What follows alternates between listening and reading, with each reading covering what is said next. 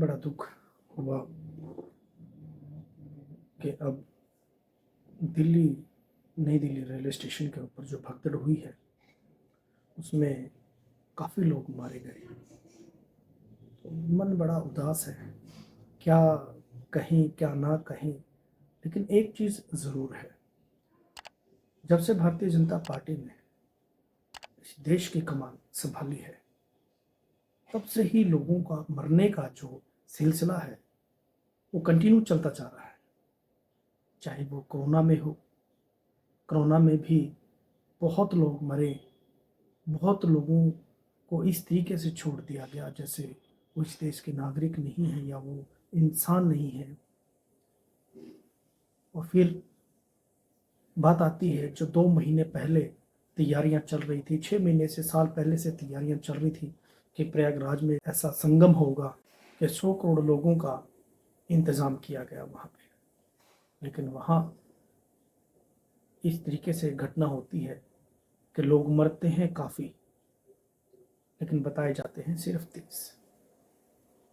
ऐसे ही अब नई दिल्ली रेलवे स्टेशन के ऊपर जो कल रात हादसा हुआ है वो बड़ी शर्मनाक घटना है, क्योंकि 6 किलोमीटर के दायरे के अंदर ही प्रधानमंत्री कार्यालय है, रेलवे मंत्री का कार्यालय है और सभी बड़ी बड़ी शख्सियत, बड़ी बड़ी हस्तियां, बड़े बड़े नेता वही रहते हैं।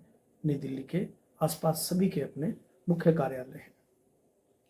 तो अब इसमें हिंदू की, एससी की, सिख की, ईसाई की कहाँ बात आती है। लोग ये कहते हैं कि ये देश हम हिंदू राष्ट्र बनाना चाहते हैं। अरे भाई, अब तो हिंदू ही मरा है, अब क्यों नहीं आपकी सरकार, इस देश की सरकार सही आंकड़े लोगों को दे रही।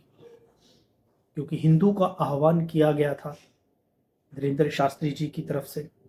लोग मर जाते हैं तो वो बयान देते हैं कि लोगों को मोक्ष प्राप्त हुआ है। तो क्या लोगों को मरने के लिए बुलाया गया था वहाँ पे? धीरेन्द्र शास्त्री जी से अगर देश सवाल पूछे तो क्या लोगों को मरने के लिए वहाँ बुलाया गया था? और यही विज्ञापनों में, टीवियों में ऐड चलाकर, फ्लैक्स होर्डिंग लगाकर योगी जी ने बिल्कुल देश के अंदर प्रयागराज का इतना बड़ा महाकुंभ, जहाँ पर 100 करोड़ लोगों के आने की व्यवस्था हमने की है। जब लोगों को आप वहाँ बुला रहे हो, लोगों को जब आप वहाँ आने के लिए न्योता दे रहे हो, जब लोगों को आप वहाँ कहते हो कि आप आइए, जिसने भी इस संगम के अंदर स्नान नहीं किया वो देशद्रोही होगा, हिंदू द्रोही होगा। तो मतलब आप लोगों को सर्टिफिकेट बांटते हो क्या? आप कौन हो? इस देश के अंदर बहुत दिनों से ये प्रथा चलती आ रही है।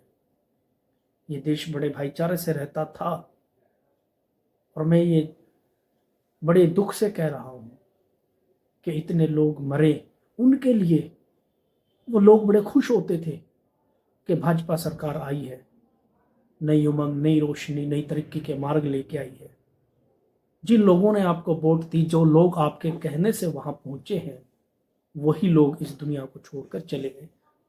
किसी के छोटे से बच्चे हैं, कोई माँ है, कोई बाप है, कोई बहन है, कोई बुजुर्ग है, कोई जवान है, कोई बच्चा है, कोई बेटा है, कोई बेटी है। क्या इन लोगों को आपने मरने के लिए बुलाया था? तो बहुत सारी मीडिया अपने तरीके से आंकड़े दे रही है, लेकिन एक बड़ी कमाल की इसके अंदर बात है कि जो नेशनल मीडिया है वो नहीं इसके पत्ते खोलती। कि उनके पास अधिकार है उन नेताओं से बात करने का, उनके पास अधिकार है उनके पास जाने का, उनके पास अधिकार है उनसे सवाल पूछने का। क्यों नहीं वो जाके उनसे पूछते कि आप बताइए हमें सच्चाई क्या है। अब दिल्ली में जो लोग मारे गए हैं उन लोगों को कंफ्यूज करने का काम किया कि फलाने नंबर की ट्रेन उस नंबर पे आएगी, फलाने नंबर की ट्रेन उस नंबर पे आएगी। जब वो भगदड़ मची तब ऐसा हादसा हुआ और वहां पर किसी प्रकार की कोई सुविधा नहीं है। जब शाम को पता चल चुका था रेल मंत्री को, आजकल क्योंकि वो रील बनाते हैं ना, इसीलिए उनको रील मंत्री कहा जाता है, ना कि रेलवे मंत्री कहा जाता है। तो रेल मंत्री को उर्फ रेलवे मंत्री को जब यह पता चल चुका था, उनके ऑफिसरों को पता चल चुका था कि नई दिल्ली रेलवे स्टेशन के ऊपर इतनी भारी तादाद में लोग पहुंच चुके हैं, तो आपके क्या इंतजाम थे? सिर्फ आप लोगों का काम था सिर्फ ये दिखाना कि प्रयागराज के अंदर इतने लोग पहुंचे। वो कैसे पहुंचे, किस तरीके से पहुंचे, वो पहुंचेंगे नहीं पहुंचेंगे, रास्ते में मारे जाएंगे या वह पहुंचकर मारे जाएंगे, ये आप लोगों को नहीं दिखाना और ना ही आप बताना चाहते किसी को। वही हुआ। सिर्फ आप आंकड़ों पर बात करते हैं कि 40 करोड़ लोग वहां पर पहुंचे। 40 करोड़ में से जो लोग वहां मरे हैं, भाई उनको घटाकर आप बताओ ना। आपके कहने से लोग वहां पहुंचे, अपने हिंदू रीति रिवाज को बिल्कुल आपके कहने से उन्होंने अपनाया और वो लोग वहां पहुंचे। क्या जिनके घर से लोग चले गए हैं, क्या वो आपको अगली बार चाहेंगे, पसंद करेंगे? और मैं तो ये कहता हूं कि वो लोग मूर्ख हैं जो किसी सरकार की बातों में आके काम करते हैं। वो अपने माँ बाप की सेवा करें, सबसे बड़ी वही तीर्थ है। वो अपने घर परिवार को सुख शांति से रखें, वही सबसे बड़ी तीर्थ है। लेकिन अब किसी के बुलाने से, मुझे पता है जिनके घर से जो लोग जा चुके हैं वो कभी नहीं जाएंगे, तो शर्म आनी चाहिए सरकारों को कि लोगों को बुलाते हैं और ऐसे ऐसे पाखंडी लोग जो अपने आप को बाबा कहते हैं, जो अपने आप को ये कहते हैं कि जी मैं तो विश्व गुरु हूँ, अखंड भारत में बनाने का सपना लेके चल रहा हूँ। ये सब आप ढोंग करते हो, घोंसले हैं आप सभी के, क्योंकि सिर्फ आप अपने पीछे पब्लिक जोड़ना चाहते हो। आप अपने पीछे ये दिखाना चाहते हो कि मेरी दान पेटी में कितना पैसा आया। लोगों को ये बोलते हो कि मोक्ष प्राप्त करो, धन माया धन दौलत से पीछे रहो। अपने जगह जगह पर दान पेटियां रखी होती हैं आपके पास। तो सरकार को भी चाहिए कि उस तरीके से काम को लेके चलें जिस तरीके से हम ये देश को, इस देश की जनता को सुख शांति देश के, तरक्की देश के, तब जाकर देश विश्व गुरु के सपने देखेगा। तो भला हो सोशल मीडिया का, जिन्होंने ये बातें वहाँ पर पहुँचे उन लोगों ने देखी और आज देश के कोने कोने में मैं सैल्यूट करता हूँ ऐसे यूट्यूबरों को और सोशल मीडिया के भाइयों को जिन्होंने ये बात दुनिया के कोने कोने तक पहुँचाई कि नई दिल्ली के अंदर ये हुआ, प्रयागराज में ये हुआ। हादसे तो बहुत हुए हैं, लेकिन सरकारें सिर्फ छुपाने का काम करती हैं। तो आप छुपाइए मत और सही मायने में आप अपने आप को ये कहने पे गर्व करते हैं कि हम हिंदू हैं। ना तो इसके अंदर कोई ऐसी, ना मुसलमान, ना सिख, ना ईसाई, तो सिर्फ आपके कहने से वो हिंदू ही भाई वहाँ गए थे, हिंदू ही बहन वहाँ गई थी, हिंदू ही बच्चे थे, हिंदू ही बेटियां थी। आप उनकी लाशों के ऊपर खड़े होकर राजनीति कर रहे हो, तो वो परमात्मा, वो महादेव कैसे आप लोगों को माफ करेगा? माफ करना, मेरी बात थोड़ी कड़वी लगेगी, लेकिन महादेव आपको कभी न माफ नहीं करेगा, क्योंकि आप लोगों के बुलाने से इतने लोग मारे गए। आपकी व्यवस्था ढीली थी, आपके कर्मचारी ढीले थे, आपके अफसरान ढीले थे,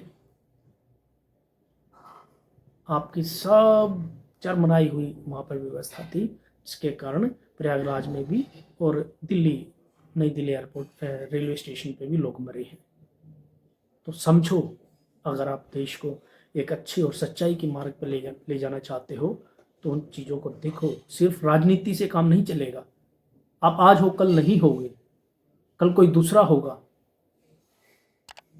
अगर आपने रहना है तो ढंग से काम कीजिए, नहीं रहना है तो यही ठीक है। लोगों को इसी से अकल आ जाएगी कि हमने अभी दिल्ली के इलेक्शन में हमने भाजपा को पूरे बहुमत से हमने जिताया है, पूरे बहुमत से भाजपा को जिताया है। लेकिन भाजपा ने आते ही क्या किया दिल्ली के अंदर? आते ही देख लो, क्यों नहीं लोग क्यों नहीं ला रहे थे बीजेपी को, भाजपा को दिल्ली में क्यों नहीं लाना चाहते थे? अब जो लोग खुश हो रहे थे कि हम भाजपा को लेके आए, भाजपा को लेके आए, अभी तो इनका मुख्यमंत्री भी नहीं बैठा और इन्होंने आते ही ऐसे दिल्ली के अंदर पैर रखे के आते ही लोगों की बलियां लेनी शुरू कर दी। लोगों की बलि ली इन्होंने कि हम इतने साल के बाद आए हैं कि कुछ तो बनता है। तो कुछ तो बनता है नई दिल्ली रेलवे स्टेशन के ऊपर आप सभी ने देख लिया। तो ये दिल्ली वालों की मूर्खता है, दिल्ली वालों को सोचना चाहिए था। अब आप लोगों की जो आत्मा है वो तृप्त होगी कि हमें भाजपा मिली और हमें ये सब मिला। जिनके घर से चले गए हैं लोग, क्या वो खुश होंगे?